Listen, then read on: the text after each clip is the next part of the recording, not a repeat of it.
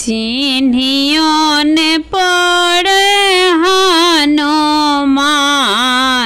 है कहाँ के बासी।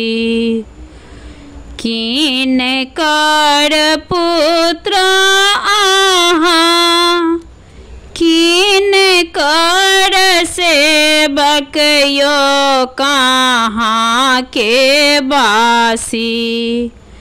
किन कर नयन हजूर यो कहाँ के बासी। अंजनी के पुत्र हम राम जी के सेवक यो मिथिला के बासी। अंजनी के पुत्र हम राम जी के सेवक यो मिथिला के बासी। सीता के नयन हजूर यो मिथिला के बासी।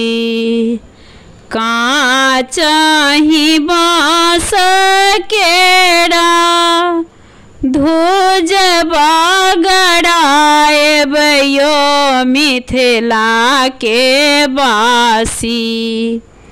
ताहि में पतरा लगाएब यो मिथिला के बासी।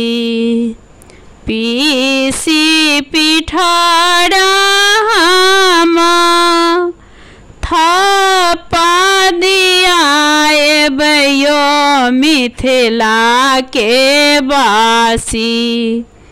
बीच बीच सिंदूरा लगाएब यो मिथिला के बासी। बीच बीच सिंदूरा लगाएब यो मिथिला के बासी।